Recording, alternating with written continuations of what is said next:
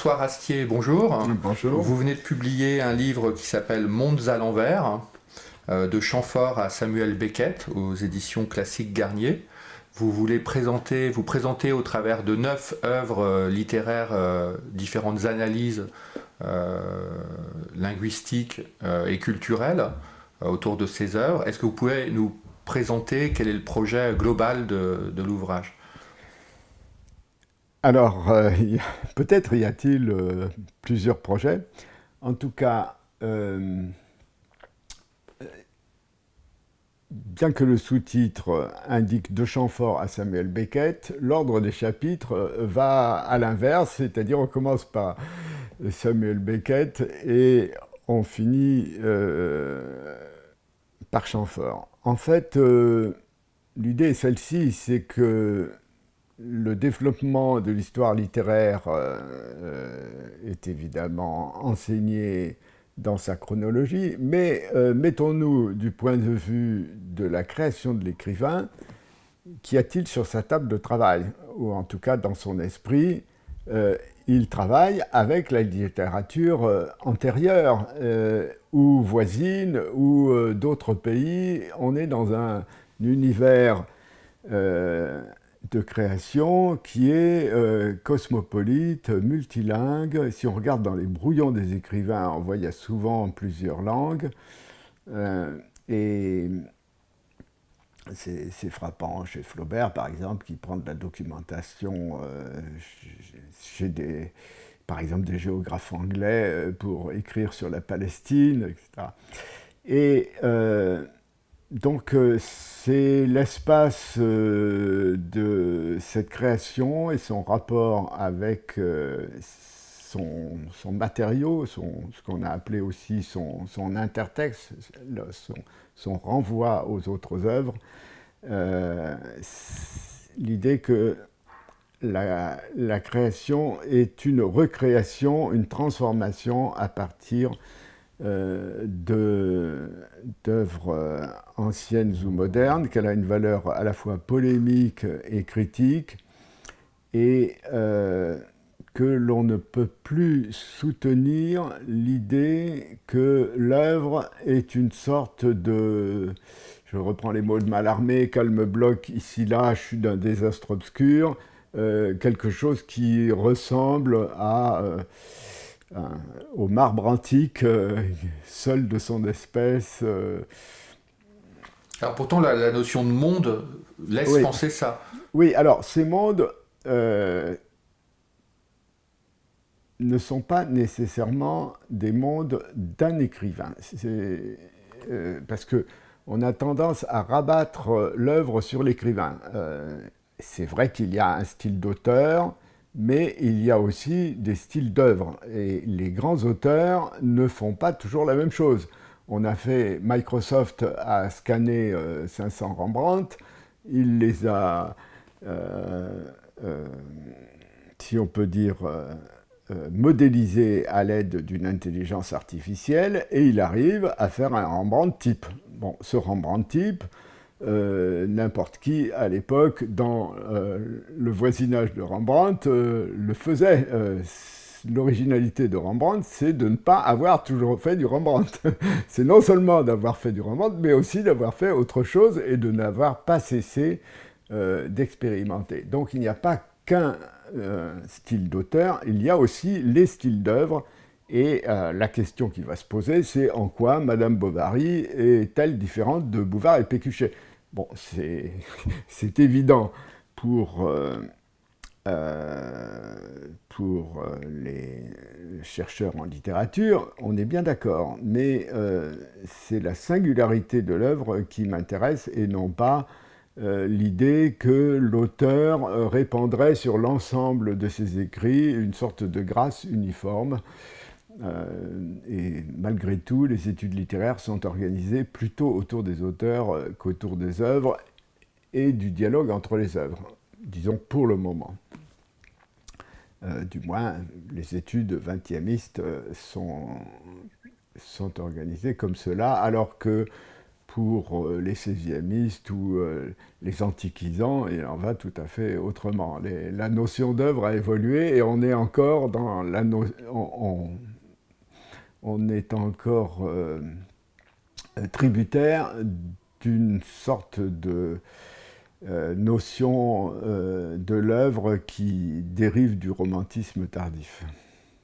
Est-ce que vous pouvez nous donner un exemple parmi les différents mondes ou les différents chapitres du livre? Est-ce que vous pouvez nous donner un exemple qui expliquerait un peu ce qu'on va trouver dans le livre? Ou est-ce qu'au contraire, chaque monde que vous analysez a sa propre particularité? Alors, je n'ai pas, si on peut dire, cherché à appliquer une méthode uniforme. J'ai plutôt cherché à varier les angles d'approche. Certains chapitres sont courts, par exemple sur une phrase de Proust. Certains sont sur des œuvres entières, comme sur Borges. D'autres sur un poème comme à propos de Rimbaud ou une pièce de théâtre comme En attendant Godot. Ce que j'ai souhaité faire, c'est de souligner que les lectures les plus acceptées ne sont pas nécessairement les plus cohérente par rapport au projet de l'œuvre. Je pense à En attendant Godot de Samuel Beckett. Dans le dictionnaire, Petit Robert, à l'entrée absurde, vous avez l'exemple En attendant Godot. Donc, En attendant Godot est catégorisé comme un monument du théâtre de l'absurde. Or, la lecture que je propose, et qui d'ailleurs n'est pas complètement originale, elle part d'une hypothèse assez récente cependant de Valentin Temkin, c'est que En attendant Godot est aussi l'histoire de résistants juifs qui sont en train d'essayer de fuir la France. Et toutes sortes d'allusions qui n'ont pas été soulignées ou interprétées reprennent leur sens, d'autant plus que Beckett lui-même était résistant, qu'il était réfugié à Roussillon de Vaucluse, où se passe En attendant Godot, avec un ami qui lui était un peintre juif, et le rapport entre les deux personnages principaux d'En attendant Godot ressemble beaucoup au rapport d'amitié et de chamaillerie entre Beckett et son ami peintre. Et en même temps, ce que vous dites d'ailleurs dans ce chapitre, c'est que Beckett, sans le nier, n'a jamais participé à expliciter cet aspect-là de l'œuvre. Comment est-ce que vous le... Beckett s'amusait beaucoup de... Et je comprends pourquoi est-ce qu'il n'aurait pas quelque part corrigé les choses? C'est-à-dire, il s'aperçoit qu'on le classe dans le théâtre de l'absurde, etc. Pourquoi est-ce qu'à un moment donné, parce qu'il aurait eu l'occasion de le faire soit lui-même, soit lors d'interviews, etc., de dire, mais attendez, vous vous fourvoyez, mon objectif c'était celui-là, etc. Oui, alors il faut regarder ces mises en scène, par exemple... à Berlin, un des personnages a une veste à rayures comme le déporté. Vous voyez, enfin, il y a toutes sortes. Et puis, bon, les méprises faisaient partie, ça l'amusait beaucoup. Il en riait franchement. Il considérait le prix Nobel, ça l'avait fait beaucoup rire aussi. Enfin, je veux dire, tout ça confortait son idée de l'absurde, oui. Non pas dans son œuvre, mais dans sa réception. Je crois que c'est ça. Et puis, la plupart des auteurs, enfin des grands auteurs, disent ce que j'ai à dire, c'est dans mon œuvre. C'est le cas aussi pour des philosophes comme Canguilhem et autres qui refusaient de participer aux commémorations ou aux cérémonies organisées en son honneur. Vous voyez, on est... là encore, l'auteur s'efface devant son œuvre, elle a pris son objectivité et il n'en est plus le maître. Il faut avoir il y a une existence objective des œuvres et c'est elles qui recrutent leurs lecteurs. Ce n'est pas un dialogue entre l'auteur et le lecteur. L'œuvre n'est pas un prétexte, c'est un monde de l'objectivité. C'est d'ailleurs la notion de monde est peut-être justifiée par là. Ce ne sont évidemment pas des mondes clos. Et en même temps, de toute façon, on peut accepter l'idée de lire l'œuvre en attendant Godot, soit d'un point de vue de l'absurdité, soit d'un point de vue historique, ou est-ce que ce serait une erreur de continuer à l'interpréter comme un symbole du théâtre de l'absurde? Je pense que ça limite beaucoup le sens de la pièce et qu'il y a surtout beaucoup de passages qui deviennent eux-mêmes ininterprétables. Donc je pense que c'est une lecture très partielle qu'on a voulu rabattre Beckett sur Sartre et d'autres, alors qu'il était tout à fait à l'opposé, en fait, de ce genre de théorie. La théorie de l'absurde, chez Sartre, dérive directement du Sein und Zeit de Heidegger. Sartre vient d'écrire L'être et le néant, qui est publié sur beau papier en 1943, avec l'autorisation des autorités allemandes, ne l'oublions pas. Donc je laisse des points de suspension là-dessus. Sur les autres mondes qui sont analysés, est-ce qu'il y en a un qui vous a particulièrement...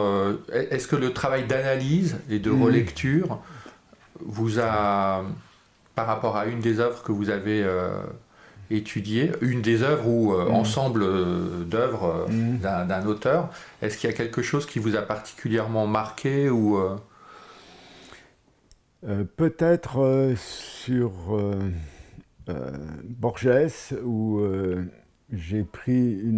j'ai adopté un point de vue qui est proche d'auteurs comme Léo Spitzer, en me demandant pourquoi l'hypallage, c'est-à-dire cette forme qui consiste à unir des opposés, par exemple, ils allaient obscurs sous la nuit solitaire, un troc d'attributs, et pourquoi cette forme a une valeur d'organisation dans l'ensemble de son œuvre, aussi bien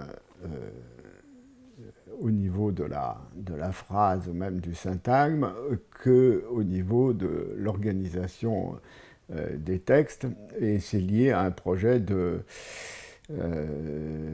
destruction de la tradition ontologique. Alors c'est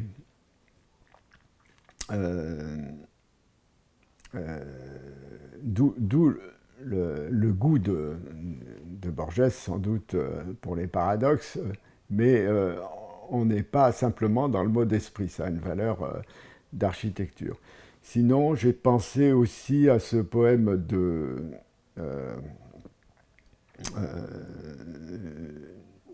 Rimbaud, Marine, qui est une illumination dont on parle très peu. On trouve que c'est pas bon. Et en fait, ce poème est étrange.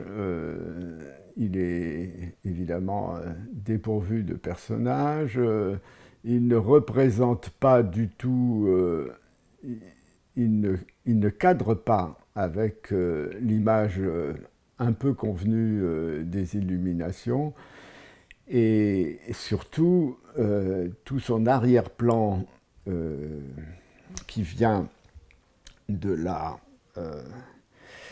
poésie antique, et notamment la poésie latine, des gens comme, bien entendu, Virgile, mais aussi d'autres, la poésie latine revue par Baudelaire. Donc tous ces thèmes qui sont là et qui font allusion notamment à l'homosexualité et à la violence, apparaissent dans les transformations que Rimbaud fait subir à des textes proches comme ceux de Baudelaire ou lointains comme ceux de Virgile. Rappelons que Rimbaud avait eu des prix d'écriture de vers latin et que donc cet auteur qui apparaît comme le parangon de la modernité est en même temps celui qui entreprenait de détruire la tradition gréco-romaine avec succès. Mais on ne peut pas, je veux dire, c'est pas un astre tombé du ciel, c'est pas seulement ça, c'est aussi tout ce travail de destruction de la littérature antérieure, y compris Baudelaire, qui permet de créer ces illuminations. Voilà ce que je voulais souligner dans l'analyse de ce poème. Alors, il se trouve que je suis linguiste de profession et qu'il y a une quarantaine d'années, il y avait un peu partout des séminaires pour enseigner la littérature enseigner la linguistique, ou du moins des éléments de linguistique, aux spécialistes des études littéraires ou aux professeurs de littérature.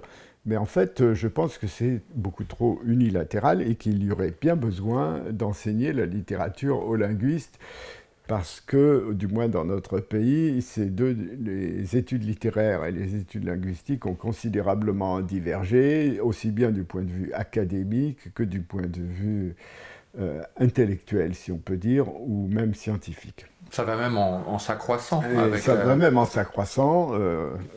Avec l'essor de l'informatique, de la linguistique informatique, etc. Oui, par exemple, j'ai vu une collègue haut gradée dans le domaine des humanités numériques, directeur de recherche au CNRS en linguistique, mettre un signe d'agrammaticalité à une phrase de Balzac tout à fait modeste, il s'aspergea d'odeur. Alors, deux questions. Est-ce que notre rôle est de dire que Balzac n'écrit pas selon les règles de la grammaire, ou bien simplement de prendre Balzac comme une partie du corpus de la langue française, ce qui serait quand même la moindre des choses. Et puis, il était visible que cette collègue n'avait pas l'idée que le langage évolue et que odeur, au XIXe siècle, ça pouvait très bien vouloir dire du parfum. Donc là, on s'aperçoit que les linguistes ont beaucoup à apprendre de la littérature, et c'est pour ça que dans la fin de l'ouvrage, je commente un petit peu une citation de Saussure qui dit « Mais je me demande si la connaissance, je résume à ma façon, si la connaissance intime du langage ne vient pas des règles des anciens poètes, des Védas, pour construire ce qu'il appelle un carmen, c'est-à-dire un poème, autour du nom divin. L'idée est celle-ci, c'est que, en fait, les artistes, comme les peintres étaient en avance sur l'optique, les littérateurs sont en avance sur la connaissance du langage, tout simplement parce qu'ils exploitent dans leurs matériaux des propriétés qui n'ont pas été mises en évidence par la tradition grammaticale. C'est donc ce qui justifie le titre de mon épilogue, « Apprendre auprès des œuvres ». Et je crois qu'il y a là une notion de la lecture qui n'est pas celle du plaisir du texte ou du bon plaisir du texte. c'est celle de l'exigence interne que portent les œuvres et dont elles sont, non seulement le témoignage par rapport à leur processus même de création, mais elles ont concentré dans ce processus une énergie qui continue à se déployer dans les lectures et dans les réécritures que font ensuite d'autres auteurs, puisqu'une œuvre est là pour entrer dans une lignée dès lors qu'elle fait événement. Et alors, dernière question justement par rapport à ce dernier chapitre, est-ce que vous auriez des recommandations ou des conseils justement à des linguistes qui voudraient justement se réconcilier, je dirais, quelque part avec l'analyse littéraire? Comment est-ce qu'on fait aujourd'hui?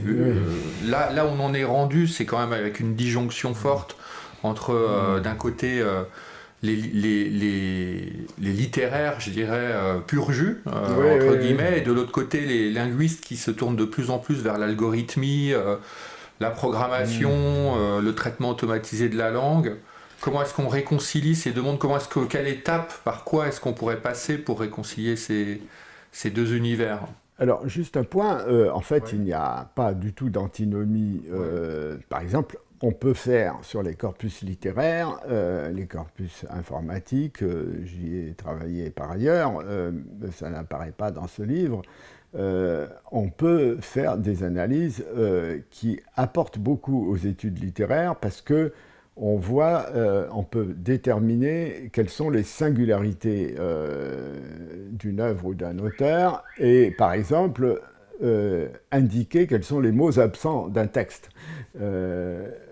On voit, parce que quand on a un grand corpus, on a accès aussi au second rayon et pas simplement aux œuvres majeures, et donc on peut mieux apprécier les singularités sans céder à l'idée que les œuvres sont des monuments isolés. Mais pour ce qui concerne votre question, il me semble que l'urgence serait d'abord de restaurer un minimum de littérature dans l'enseignement du français, puisque les programmes qui sont en vigueur depuis 2003 posent que on ne parle pas des œuvres, on parle des textes. Et parce que, disent-ils, le mot œuvre suppose un jugement de valeur. Alors, un jugement de valeur, sans doute, du point de vue des rédacteurs, c'est quelque chose qui n'est pas suffisamment démocratique. Mais en fait, cette valeur, c'est précisément, ce jugement de valeur, c'est précisément ce qui motive la lecture littéraire, tout simplement, par rapport aux lectures industrielles ou simplement ludiques qui sont diffusées et proposées dans les manuels scolaires où on va avoir une chanson